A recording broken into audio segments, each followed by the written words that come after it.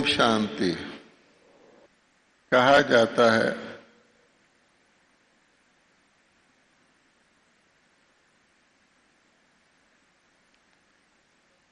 कि दुनिया के अंदर कुछ ऐसे आत्माएं हैं जिनको भगवान ने अपने हाथों से गढ़ा। वैसे तो हम सब ब्राह्मण ही वो हैं जिनको परमात्मा ने अपने हाथों से गढ़ा है,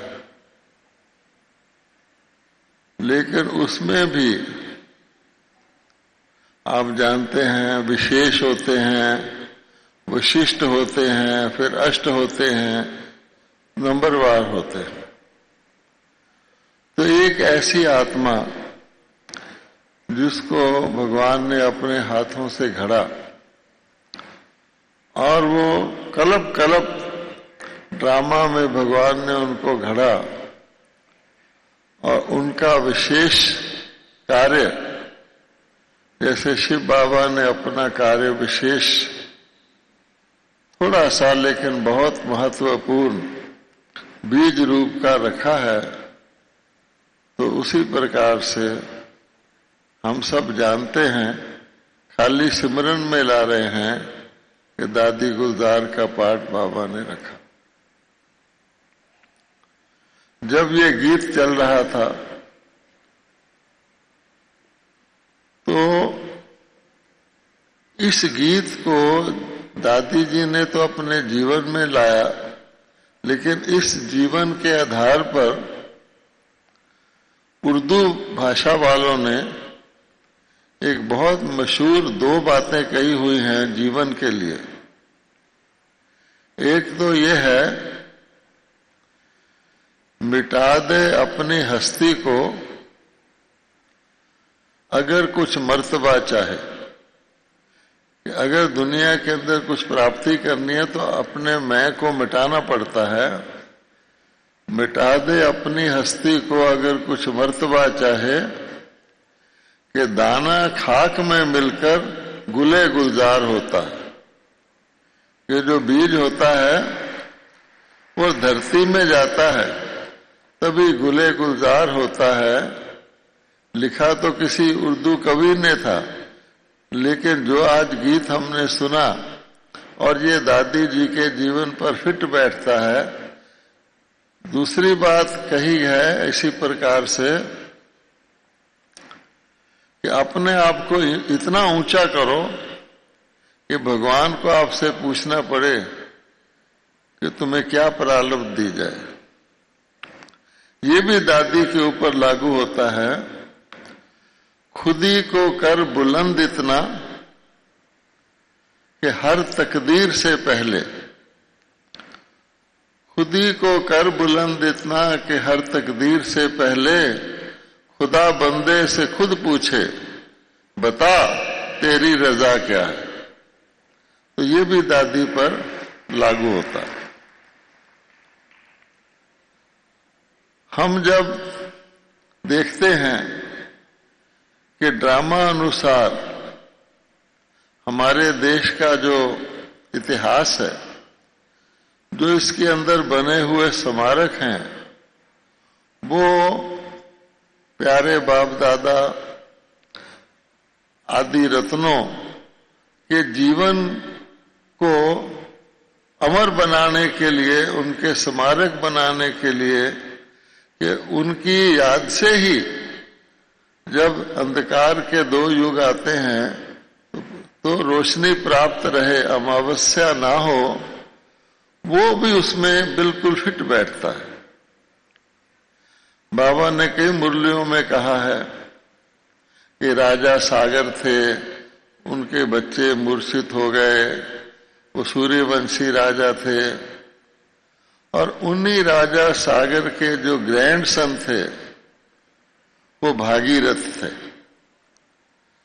तो भागीरथ ने उन मूर्छित बच्चों को मुक्ति के लिए शिव जी से तपस्या की, तो शिव जी ने गंगा को भेजा धरती पर, और कहाँ भेजा? एक ऐसे स्थान पर जिसका नाम है बिंदु सरोवर। अब आप सुनते जाना। और उस जगह को गौमुख भी कहा जाता है। तो वहां से भागीरथी नदी शुरू हुई, और भागीरथी नदी चलते चलते उसमें एक और नदी मिली जिसका नाम था अलकनंदा। आज भी वो है। अलक कहते हैं जो सूक्ष्म हो, देखे ना, और नंदा का अर्थ तो आप जानते हैं, जो आनंदित करने वाले, अर्थात नंदीगण की सवारी। तो आप देखिए दोनों मिल गई। तो पहले तो ब्रह्मा बाबा के भागीरथ में बाबा ने ज्ञान देना शुरू किया, फिर सूक्ष्म लोक से दूसरी नदी मिली जिनको हम दादी गुलजार कहते हैं, अव्यक्त बाप दादा उनके थ्रू आए। उसके बाद उसमें 6 गंगाएं और मिली, वो इंटरनेट में देख सकता है। वो थी हमारे आदि रतन। उसके बाद वो गंगा नदी चली। फिर आप जानते हैं कि प्रयाग में उसमें यमुना भी मिल गई, गुप्त सरस्वती भी मिल गई, कलकत्ता पहुंच गए, वहां ब्रह्मपुत्र भी मिल गए, फिर वहां कपिल मुनि का मंदिर है, आदि आदि। तो कहने का भाव ये है कि पहले से ही पूर्व निश्चित पाठ हमारी दादी जी ने बजाया। तो बाबा ने आदिकाल के समय की परिस्थितियों के अनुसार दादियों को रखा, जिन जिन का जो कार्य था। पहले तो मम्मा बाबा थे, फिर दीदी दादी थे, और फिर मध्यकाल के अनुसार रखा, और फिर अंतकाल के अनुसार भी बाबा ने सबका पाठ रखा। हम सब जानते हैं कि साकार बाबा जब साकार में थे तो हर एक बहुत सारे उनसे मिलने आते थे। तो बाबा कहते थे कि मुझे गवर्नमेंट के ऑफिसरों से भी मिलना पड़ता है। कोई ऐसे भिखारी भी आ जाते थे जो बाबा से मिल लेते थे। तो बाबा कहा करते थे, लॉ सख्त हो जाएंगे, एक दिन ऐसा आएगा जब कोई भी भिखारी मुझे टच नहीं कर सकेगा। तो हम सोचते थे ऐसा कैसा लॉ आएगा। तो देखते देखते बाबा अव्यक्त हो गए। अब अव्यक्त बाबा को तो कोई भिखारी टच कर ही नहीं सकता। इसी प्रकार से आप देखेंगे तो हमारी गुलजार दादी, यानी वो थी दादी, लेकिन वो जीवन में इस तरह रही हैं, जो उनके साथ रहे हैं किसी को लगता नहीं था वो दादी। हमारे तो मुख से भी नहीं निकलता था दादी हैं, क्योंकि वो एक प्रकार के सखी के तौर पे, फ्रेंड के तौर पे सबको अपने साथ मिलाकर जैसे एक स्नेही ग्रुप होता उस तरह से चलती थी। तो बिना दादी कहे भी वो दादी थी। आयु में भी सब दादियों से छोटी थी। तो बाबा ने उनको ऐसे पीरियड के लिए रखा हुआ था कि जब बाबा जानते थे कि जो रचना है, एक तो मुख के द्वारा ब्राह्मण बने हैं और फिर एक संकल्प के द्वारा ब्रह्मा जी ने कहा, शिव बाबा ने संकल्प द्वारा सृष्टि रची। तो आज जो है हम देखते हैं कि ज्यादा रचना, यानी बाबा ने अपने बच्चों को जो जन्म दिया ब्राह्मणों को, वो संकल्प के द्वारा और दादी गुलजार के द्वारा ज्यादा बच्चों को जन्म दिया। अगर हम यहाँ इतनी बड़ी सभा है, इसमें पूछे कि साकार के मुख द्वारा जन्म लिए हुए बच्चे कितने, तो बहुत थोड़े होंगे। और अधिकतर जो हैं वो जिसको छोटा नंदीगण कहते हैं, उनके द्वारा रचे गए। तो नेचुरली शिव बाबा ने उनको उसी मोल्ड में बनाया, उसी तरह से घड़ा। हम सबको दादी जी का एक अनुभव है, वो सबको है और वो एक विचित्र अनुभव है।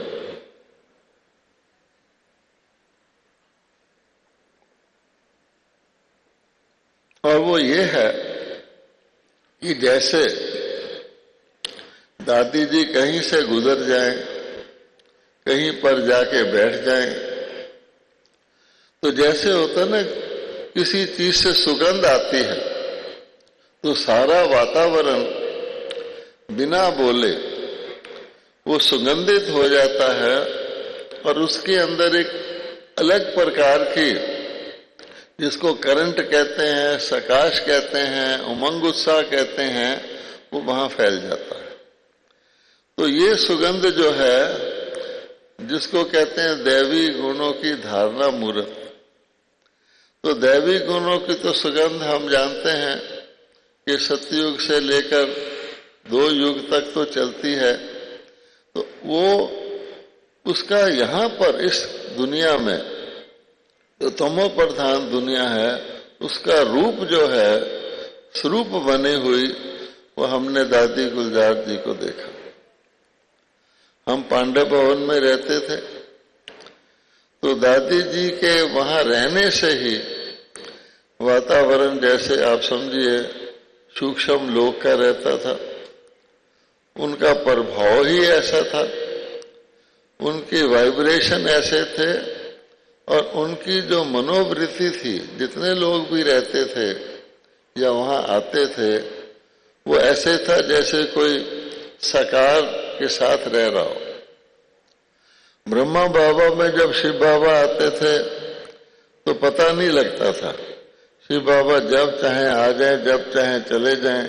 परंतु दादी जी को तो आप देखते हैं कि दादी जी की अपना स्वरूप, और जब बाबा आते हैं तो बकायदा फील होता है कि अब बाबा दादी में आ गए। फिर जब जाते हैं तो भी फील होता है। फिर भी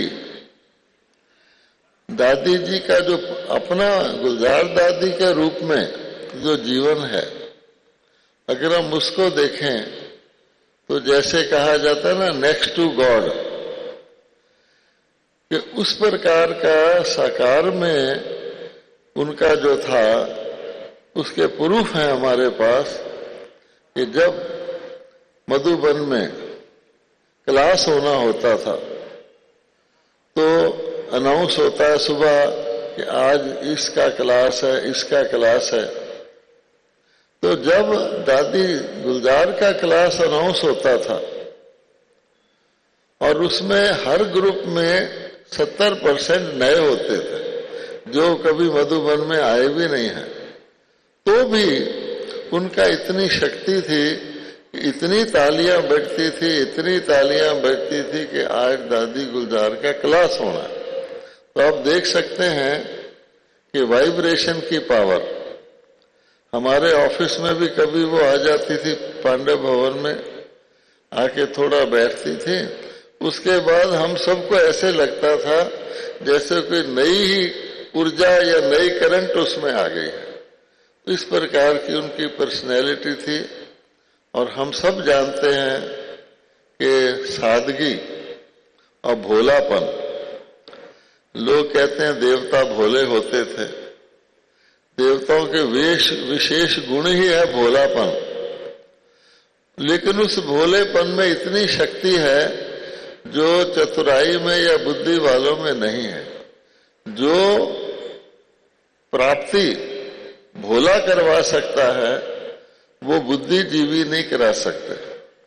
आप देखेंगे शिव को भी इसीलिए भोलानाथ कहते हैं।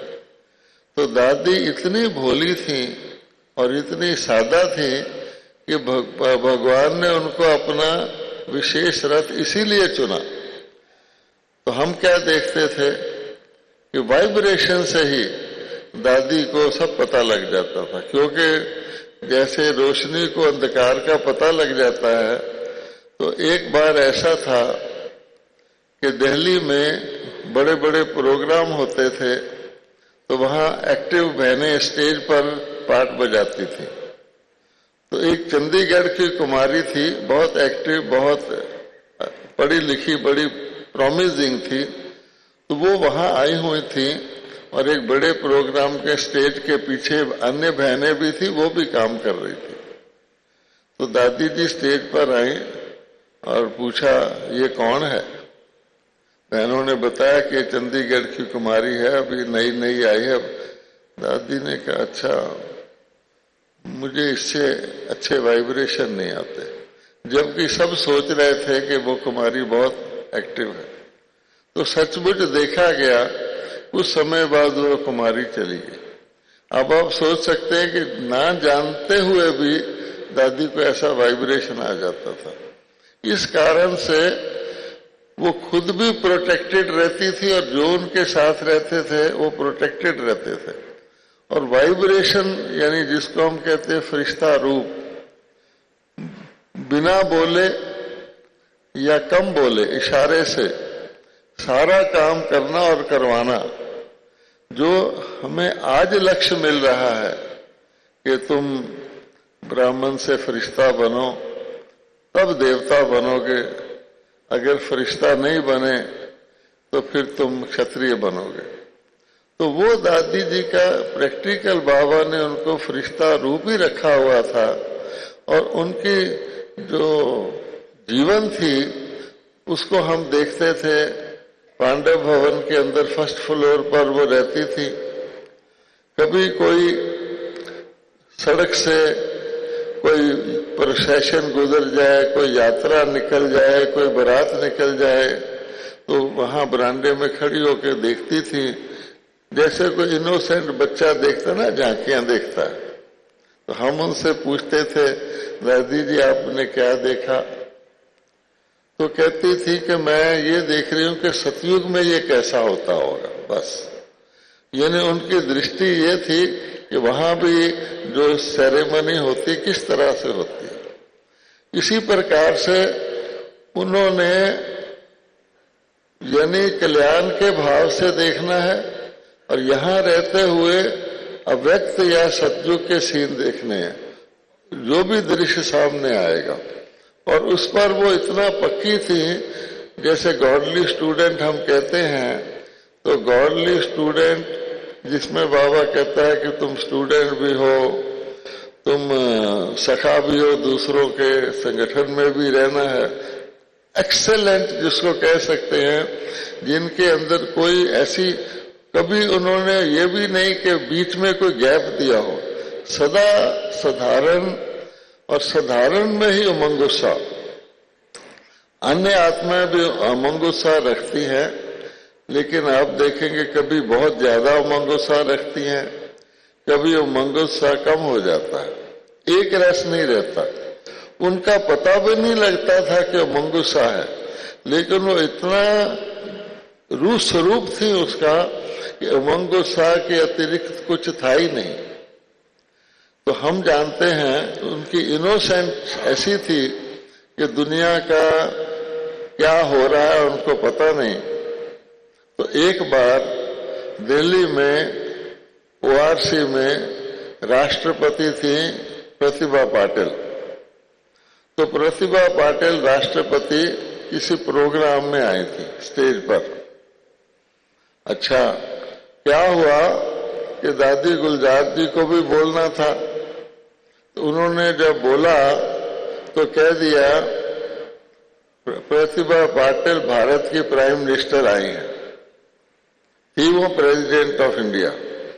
दुनिया के अंदर ऐसा कहीं बोल दें। हमें याद है कि एक प्रेसिडेंट के लिए किसी ने कुछ दिल्ली के श्री फोर्ट ऑडिटोरियम में बोल दिया था, तो बहुत सारे लोग उनके ऑफिसर नाराज हो गए थे और बहुत लंबा उसका मामला चला था। लेकिन दादी जी ने इनोसेंटली कह दिया कि भारत की प्राइम मिनिस्टर प्रतिभा पाटिल जी आई है। तो सारे ऑफिसर थोड़े हैरान तो हुए, परंतु वो जैसे मुस्कुराकर उन्होंने टाल दिया कि ये तो दूसरे लोग की देवी हैं, इनको मालूम ही नहीं है कि प्रेसिडेंट कौन है और प्राइम मिनिस्टर कौन है। सारी सभा भी चकित रह गई।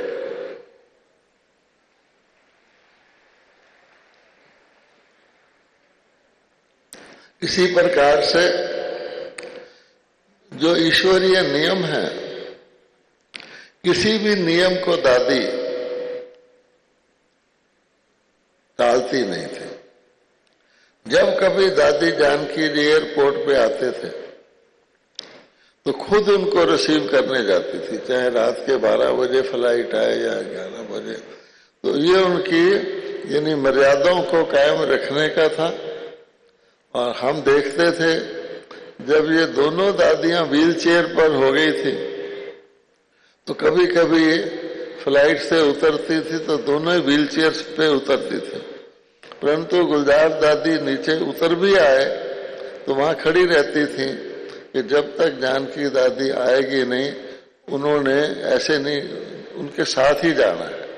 तो ये भी हम देखते थे कि इतना उनके अंदर रिस्पेक्ट था कि जो बाबा ने बताए हुए, चाहे वो स्टूडेंट लाइफ के नियम हैं, चाहे वो अन्य प्रकार के व्यवहार के नियम हैं, बड़े के हैं छोटे के हैं, वो सब का आदर्श खुद पालन करती थी और सहज करती थी। सहज करने से क्या है कि अन्य को भी लगता था सहज है। उनके पास बहुत सारी कुमारियां रहती थी, आती थी जाती थी, तो हर एक कुमारी को पर्सनली जैसे कोई होता है इंडिविजुअल, कि तुम देखो तुम ऐसे किया करो, सहज रीति से उनको बताती थी, तो उनको बहुत खुशी होती थी और इजीली वो अडॉप्ट कर लेती थी। तो ये भी हमने देखा। तो 3-4 ऐसी घटनाएं हैं जिनसे आपको पता लगेगा कि दादी जी की सूक्ष्म शक्ति क्या थी। एक बार सबसे पहले भारत के पहले राष्ट्रपति जो मधुबन आए थे वो ज्ञानी जैल सिंह थे। तो ज्ञानी जैल सिंह राष्ट्रपति थे। इससे पहले वो पंजाब के चीफ मिनिस्टर थे, उसके बाद वो दिल्ली में होम मिनिस्टर थे। तो हम लोग उनको अच्छी तरह से जानते थे और जब वो प्रेसिडेंट बन गए तो हमने उनको कहते थे आप माउंट आबू चलिए। तो वो हमेशा कहते थे कि भाई ऐसा है कि अब मैं अपने सेक्रेटरियों के अंडर हूं, उनके कहने के बगैर मैं कहीं नहीं जा सकता। इसलिए तब तक कोई प्रेसिडेंट आया भी नहीं था, तो बड़ी बात थी कि ब्रह्मा कुमारी में जाना, और यहाँ कोई साधन भी नहीं था। तो समझते थे सेक्रेटरी वगैरह प्रेसिडेंट को क्या जरूरत है माउंट आबू जाने की। आखिर हमने सोचा इसका एक ही तरीका है, गुलजार दादी को ले जाओ। तो हमने गुलजार दादी जी को कहा कि देखिए वो अच्छी तरह संस्था को जानता है, आना भी चाहता है, पर वो व्यक्ति जो है ऐसे जैसे नियमों के अनुसार सेक्रेटरियों ने उसको रोक रखा है। तो दादी जी आप चलिए, आपकी शक्ति से वो जाएगा। लो जी, दादी जी को हम ले गए और राष्ट्रपति को कहा कि हमारी, उनका प्रभाव तो था ही दादी जी का, कि ये दादी जी आपको 2 मिनट साइलेंस करवाएंगे। वो बड़े सिंपल व्यक्ति थे। अपने सेक्रेटरी को बुला के कहा किसी को अंदर नहीं आने देना, कोई काम नहीं करना, 2 मिनट में साइलेंस में बैठूंगा। तो हमने देखा दादी जी ने उसको साइलेंस करवाना शुरू किया। तो पहले उन्होंने अपने लेग्स को शफल किया जैसे कोई व्यक्ति एकाग्र हो जाता है। उसके बाद वो 5-6 मिनट साइलेंस में बैठे रहे, हिले ही ना। हम सोचे कि हम तो इनसे बात करने आए हैं और ये तो ऐसे मस्त हो गए हैं। फिर हमने बड़ी मुश्किल से बातचीत छेड़ी। तो फिर दादी जी ने उनको कहा कि आप तो मालिक हैं, आप राष्ट्रपति, अगर आप कहेंगे कि मैंने जाना तो कोई सेक्रेटरी थोड़ी रोकेगा। आखिरकार वो आ गए। तो कहने का भाव ये है कि एक राष्ट्रपति को माउंट आबू तक लाना उन दिनों में वो दादी जी की शक्ति थी जिसने उनको खींच लिया। इसी प्रकार से दिल्ली के अंदर जो भाषण होते थे पहले शुरू में, दादी जी का भाषण नंबर 1 जगदीश जी का होता था, एक रुक्मणी दादी का होता था। लेकिन इनकी बोलने का तरीका बहुत मीठा तरीका, तो जहां भी भिन्न भिन्न स्थानों पर भाषण होते थे दादी करती थी। इसी प्रकार से एक बार एक और धर्म संकट आ गया। वो धर्म संकट ये था कि 1994 में ब्रह्मा बाबा का डाक टिकट निकला था। अब वो भी बाबा की शक्ति से निकला था, क्योंकि बाबा कहते थे बाबा का डाक टिकट निकले, और उन दिनों में प्रजापिता ब्रह्मा के नाम से कोई डाक टिकट निकले, दादा लेखराज भी नहीं, वो बाबा का ही कमाल था, लेकिन वो डाक टिकट निकला। अब प्रश्न ये था उसका इनॉग्रेशन कैसे कराया जाए। तो बहुत बड़ी बात थी यज्ञ के लिए। तो राष्ट्रपति वहां थे शंकर दयाल शर्मा, उनको रिक्वेस्ट किया गया, बाबा की शक्ति थी, उन्होंने मान लिया कि हम इसका इनॉग्रेशन करेंगे राष्ट्रपति भवन से। उसमें डाक मंत्री भी आता है और हमें 50-60 वीआईपी नेताओं को, वीआईपी को बुलाने का परमिशन होता है। तो उस वक्त ये सोचा गया, दिल्ली वालों ने मीटिंग की कि इतना बड़ा घटना है तो इसको सारे भारत के सभी राजधानियों में भी इसका सेलिब्रेशन होना चाहिए। तो ये फैसला किया गया कि राष्ट्रपति आज इनॉग्रेशन करेंगे, तो अगले दिन सब जगह के गवर्नरों से सेलिब्रेशन कराएं। इसलिए सभी हमारे जोन के हेड जो भाई बहन थे वहां के गवर्नरों से मिले।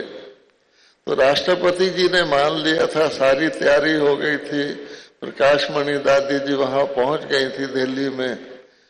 तो एक दिन पहले या 2 दिन पहले राष्ट्रपति भवन से आ गया कि किसी कारण से राष्ट्रपति जी इनॉग्रेशन नहीं करेंगे।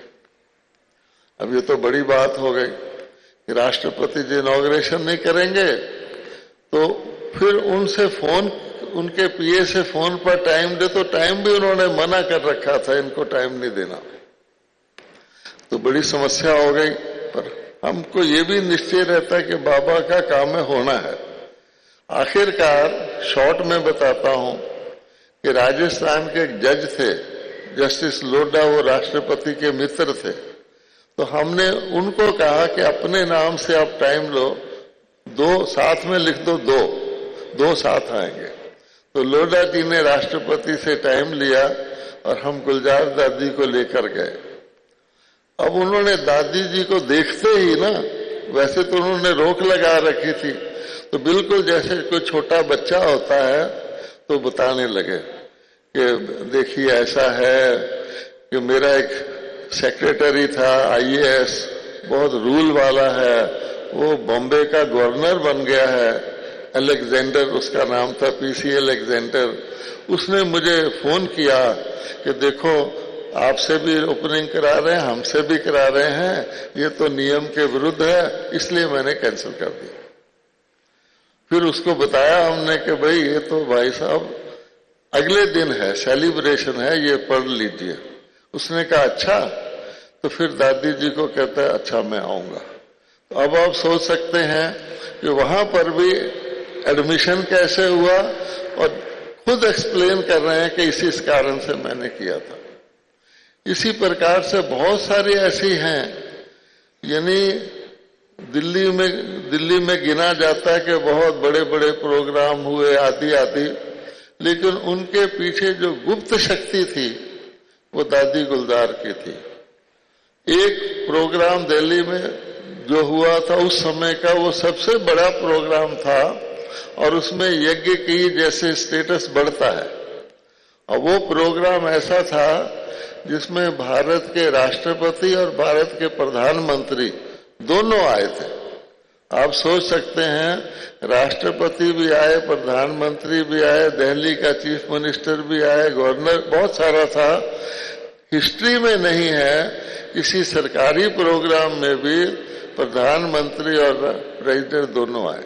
ऐसा शानदार प्रोग्राम था, बाबा की शक्ति से बना और अच्छा चला। जब मधुबन में आए तो अव्यक्त बाप दादा ने उस प्रोग्राम को बाबा ने अप्रिशिएट करते हुए जिन्होंने उसमें हिस्सा लिया था नाम लेकर उनको स्टेज पर बुलाया। अव्यक्तवाणी आज भी उसकी मौजूद है। फिर एंड में बाबा ने कहा इसके पीछे सूक्ष्म शक्ति गुलजार की थी। यानी ये कैसे हुआ, इसके पीछे क्या क्या हुआ सूक्ष्म। तो दादी इस प्रकार से दिल्ली की जो सेवा थी, यहाँ की भी हम जानते हैं कि चाहे संगठन बनाने में हो, चाहे पर्सनल उन्नति कराने में हो, चाहे बहुत बड़े बड़े कोई ऐसे विघ्न आ जाएं, तो सूक्ष्म ढंग से वो सेवा करती थी। ये उनके वाइब्रेशन का और मानसिक शक्ति का प्रभाव था। क्योंकि मेरा टाइम हो गया है, लास्ट बात एक और सुना देता हूं कि हम लोगों के यहाँ आप जानते हैं कि मैनेजमेंट कमेटी है, उसके मीटिंग होते हैं। उसमें दादी गुलजार भी आती थी, दादियां भी आती थी। तो उस मीटिंग में हर एक अपने अपने ढंग से जो भी विषय होता था उस पर बात करते थे, पर दादी गुलजार चुपचाप बैठी रहती थी, बोलना ही नहीं। अच्छा, जब मीटिंग पूरी हो जाती थी तो फिर सब कहते थे, दादी आप कुछ तो बोलो, कुछ तो बोलो। तो कह के बुलवाते थे और वो क्या कहती थी, जो आप लोगों ने किया ना वो ठीक है, बस बहुत अच्छा है। अब हम सोचते थे कि भाई दादी ने बस बैठी रही और योग लगाती रही या हमारे क्या कहती रही। तो वास्तव में उनकी ये संकल्प शक्ति द्वारा सहयोग देने की एक धारणा थी, क्योंकि उनके अंदर एक तो ये था कल्याण देखना है, भला सोचना है और ड्रामा के अनुसार चलना है। हम भी सब ड्रामा के अनुसार चलते हैं, फिर भी कभी कभी हम सोचते हैं हम करावनहार हैं। अच्छा, यानी कोई ड्यूटी हमें मिल जाए, बाबा के सहयोग से हम कर रहे हैं। तो दादी का मैंने देखा सूक्ष्म ये था कि वो हमेशा करावनहार बाबा को समझती थी, खुद करणहार समझती, इतना फर्क था। तो अर्थात मीटिंग में बैठेंगी, सब कुछ हो रहा है, सुन रही हैं, लेकिन उसमें मनसा शक्ति के द्वारा जो भी कंट्रीब्यूट करना करेंगी। मान लीजिए कोई ज्यादा बोल रहा है तो मनसा शक्ति को उसको देंगी कि ऑटोमेटिकली कम बोले। कोई जैसे रिमोट कंट्रोल होता है ना, उससे वो मीटिंग को चलाती थी। इशारा करेंगी जा तो बस छुट्टी। तो ये जो शक्ति है कि करावनहार करा रहा है, करणहार हम कर रहे हैं, इसमें दादी ने कभी भी कुछ हो बाबा भाव ये, और उनके सदा वो उस नशे में भी रहती थी। कभी कभी उनकी बोल में ऐसा सेंटेंस आता था, बाबा है ना, अरे हम, तो वो नशे वाला सेंटेंस हमको भूलता नहीं कि जैसे सातवें आसमान पर बैठकर कोई सोमान में बोल रहा हो। तो सोमान को सदा कायम रखती थी, मर्यादा को सदा कायम रखती थी। और यही हमने देखा कि बिना बोले या कम से कम बोले सारे सबको शक्ति और सकाश देना। ओम शांति।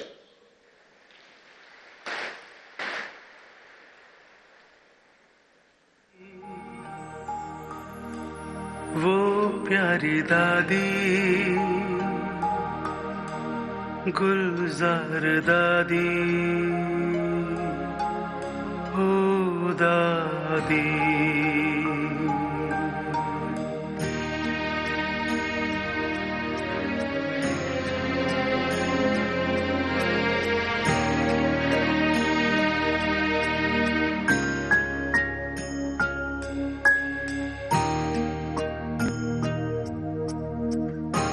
हमको हमारे बाबा से रहिया मिलाती, करते रहेंगे याद सदा आपको दादी। अनमोल सेवा का धन्यवाद हम कर रहे, अनमोल सेवा का धन्यवाद हम कर दिल कर रहा है आका भार हो दादी, करते रहेंगे याद सदा आपको दादी।